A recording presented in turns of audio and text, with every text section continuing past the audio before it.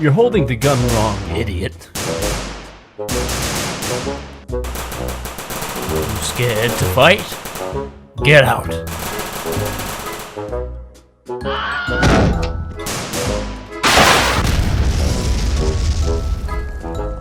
Brilliant. I'm giving you a promotion. But, sir, I just started. No need to be humble. Hey there guys, welcome back to another Noobert video on Rimworld. This time I'll be walking you through a brief guide on raiders and how they behave. Unless you tweak the options or install mods, you can't avoid raiders altogether. Those jerks love showing up at the wrong time to destroy your buildings and kill your pawns. Yeah, that's what happens if you're unprepared. If you're up for learning how to handle raiders well, stick around, the video could prove helpful. Before we begin, don't forget to like my video and subscribe to the channel. Also, if you want to, we have a Patreon, and we'd really love to have more support over there. It really helps us more than any of you could possibly imagine, but that's besides the point. We're here for the video today, aren't we? So let's get on to that. First up, what are raiders? Raiders is a general term used to describe most groups of enemies, excluding insectoids attacking your base or caravan regardless of their faction. In that sense, they can be anything from pirates to foot soldiers, for visiting royals to tribal natives to mechanoid robots. Fortunately, this only happens when a storyteller's threat cycle is active. Unless you're playing with Randy Random, of course, dude's a jerk and just does whatever he wants. These raids happen every once in a while, and you can't exactly tell what sort of raiders may be coming. So it's always best to be prepared for any eventualities. Don't want to get caught with your proverbial pants down, do you? In order to be prepared, you'll need to know about raider behavior and tactics. There's a wide variety of ways raiders can attack your base. Let's have a look at each of them, just to give you guys some good info here, yeah? Firstly, we have the immediate attack. This is, as the name implies, a standard frontal assault with no fancy tricks. They show up, they drop in, they do whatever, they go straight for you. There's no holds barred. It's gonna be a whole, it's gonna be a shebang. It's gonna be something.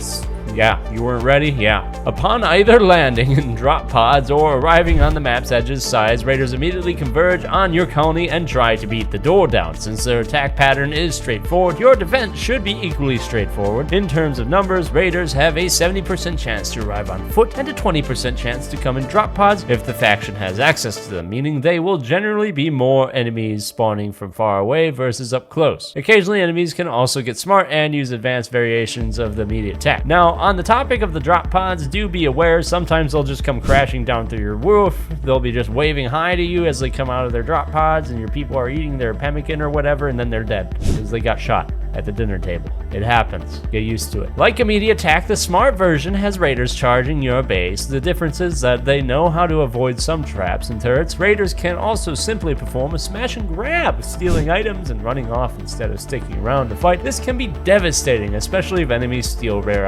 components or stuff your base needs to run properly. In yet another variation of immediate attack, preparation makes raiders linger for a while at their spawning zone upon appearing. That's where the name comes in. You see, it's like they're planning their next course of action. During this phase, you have the opportunity to attack them, or if your defenses need shoring up, treat this as a quick moment of respite. Bear in mind that this preparation doesn't affect AI behaviors, so it's essentially just to make things easier for the player. This one's a fair bit trickier. Even if you build your defenses in the front, raiders can sometimes bypass them and drop right into the middle of your base. Warning, enemy raid incoming. Chill guys, our base defenses are good enough. Oh crap! When dropping, there's a possibility of them landing in roofed rooms, which damages the roof. In this scenario, you'll need to have combat-ready pawns on standby. Notably, their AI priorities will change depending on whether targeted rooms are occupied. If they are, your colonists will be attacked. If the rooms are empty, raiders start attacking whatever is in the room instead. Fortunately, this tactic only has a 10% chance of being selected, and tribal raiders don't have access to it. Still, you just know the AI will screw you over even with that 10% chance. Rimworld is quite sadistic like that. There's also a variant of this known as the drop pod scatter, where the pods land scattered across the map instead of in your base.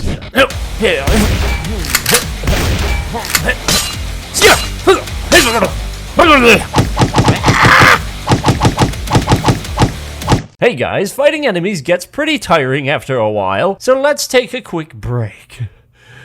While you're here, why not subscribe to my channel, yeah? Just click that subscribe button. It's easy, you won't regret it, I promise. There's lots of other great videos too. Now back to this video.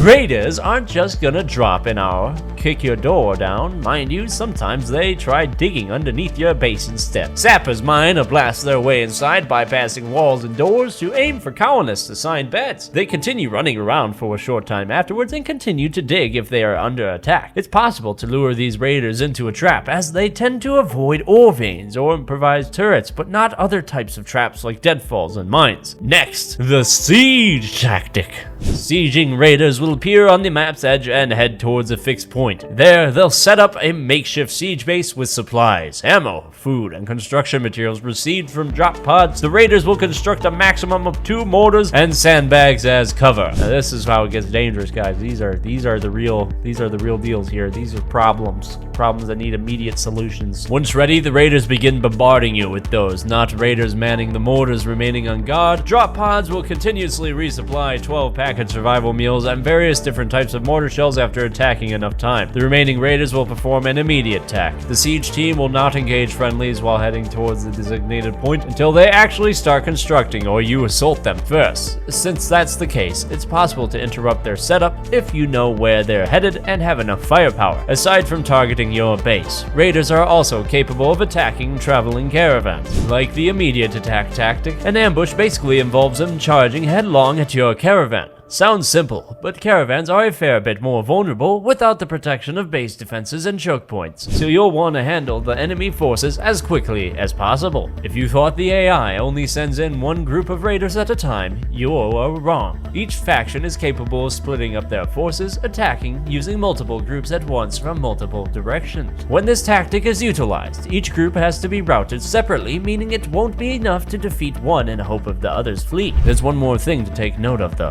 When it comes to raider behavior, whenever a group of raiders triggers a trap, that faction will remember that trap's location in subsequent raids. They may try to avoid those traps. In short, don't keep placing your traps in the same location, move them around. This only applies to the smart raiders mod, this last paragraph here. Just so you guys know, the smarter raiders, they avoid where their friends died at. If your base game, you're good, but if you have that mod, no, you're not good. They know.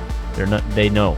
Note, though, that this knowledge is not shared between factions. For example, if a tribal group raids you and triggers a trap and you're later attacked by mechanoids as well, the mechanoids won't know where your traps are. Now that we've gone over their tactics and behavior, let's have a look at some raider movement patterns in combat. Firstly, like your own pawns, melee versus ranged enemies, they will behave differently. Melee enemies are far more aggressive, chasing targets down as they aim to get up close and deal heavy damage. Their weakness, of course, is getting worn down by range fire unless sufficiently armored. Ranged enemies tend to stay far back, away from the main action. This is necessary as they're generally less heavily armored and want to avoid being disrupted while firing their weapons. With sufficient firepower, they can take down melee fighters before those fighters even get in the combat range. If they get caught in melee though, their lack of melee weapons or melee skill means ranged troops go down quickly. In general, most raider groups will field a mix of both types, as well as explosives wielding units to cover for each other's weaknesses. Sometimes though, the AI decides to send a group with only one weapon type, like the one dude that shows up and starts throwing dynamite at your base because he's crazy and I don't know why.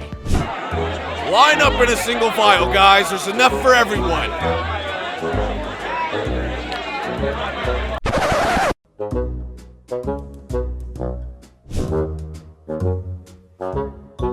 What the hell? All human-like raider factions have a chance to do this. For example, pirate or outlander raiders may field only mercenary slashers, a shielded melee unit. This means you'll need to focus on ranged defenders. Or maybe the enemy will send only snipers to whittle your defenses down from far away. Or worst of all, a group of only explosive units like grenadiers and heavy mercenaries. This last one is pretty terrifying. They can wreak havoc, massive havoc, huge havoc against your forces, since the explosives destroy fortifications easily and force you to split your troops up. Having said that though, they have one critical weakness: friendly fire. If you can get your melee pawns in amongst them or force them to attack within range of each other, they'll keep throwing explosives with no regard for allies. Yeah, the AI is dumb.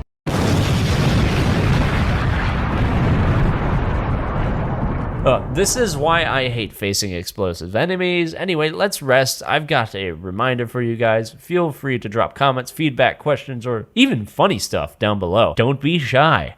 I won't bite. Anything's appreciated. Really. Remember though, okay, let's get back to talking about enemies now. Rimworld has a lot of enemy factions, each with differing strengths, weaknesses, and traits. Most of those aren't significantly different enough to warrant an analysis, but some factions break the mold quite a bit. In particular, two of them I want to highlight are the tribals and the mechanoids. The tribal faction is distinguished from other human enemies by the fact that they have large numbers of units and terrible, just shoddy equipment. While most human raiders like pirates or outlanders will send out smaller squads with proper weapons and armor, tribals prefer to use human waves. If you've watched war documentaries, you'll get what that means. If not, well, it's basically crushing your enemy under sheer numbers. With weaker weapons and armor, they may be easier to kill, but the challenge is not getting swarmed. No sense in using powerful single target weapons against these guys. What you'll need is crowd control and area of effect weaponry against tribals. I'd recommend using weapons like miniguns, LMGs, or even explosives, which can all deal damage quickly and in a large area. Also, despite their relative weakness, tribal archers still pose a major threat. Like other ranged enemies, they can still take out your pawns from a long range while avoiding retaliation for the most part. Even worse, they come in large numbers and fire huge volleys of arrows. Aside from the standard melee rush strategy, grenadiers can also be useful for flushing them out from cover. Just be careful not to get the grenade throwing colonists killed, alternatively just blowing up the rocks they're hiding behind works too. Now, let's see what mechanoids are capable of. As you've probably already guessed from the name, this faction consists of mechanical creature enemies. They're very scary, they're very dangerous, they kill your people.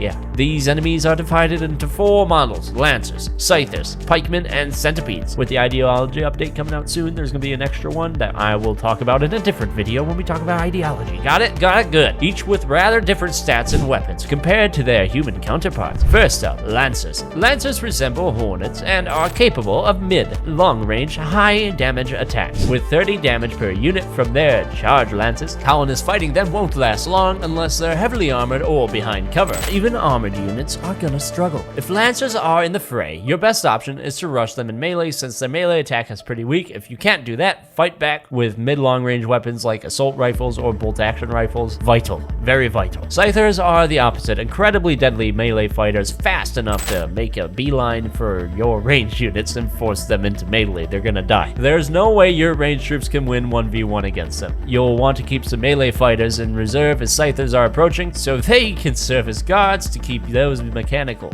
menaces off your gunners' backs. Ugh.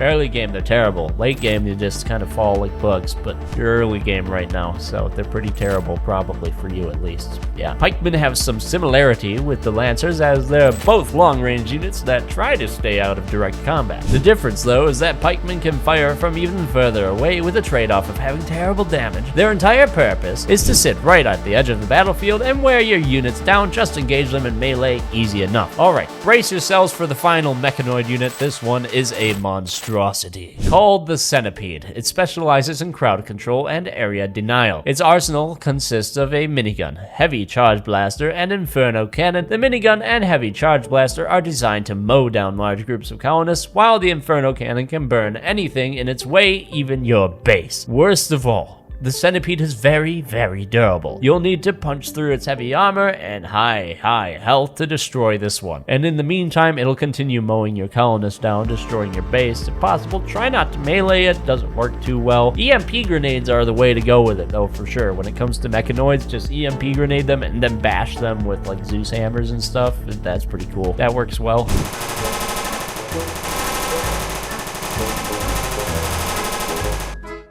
I thought this would be harder. Sir, do you wish to order them on the offensive?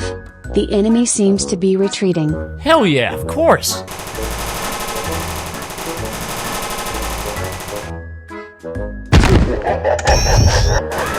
What's going on? What's going on? What's going on? Having said that, its behavior has critical weaknesses that can be exploited. All area of effect weapons have force miss radius, which means their projectiles will land within a certain radius around the target. The bigger the area, the less likely a single bolt will hit its interpreted target. Essentially, miniguns and heavy charge blasters have a very large force miss radius, which is FMR for short. So they tend to shred groups but miss single targets. What you'll want to do is equip a colonist with a personal shield and have them stand ahead of the others. The guys will aim at this colonist and miss most of their shots. Easy, very easy. The Inferno Cannon is also a threat, of course, but more towards your base. If mechanoid raids are enabled in your campaign, build bases out of non-flammable material is a good idea. Very good idea.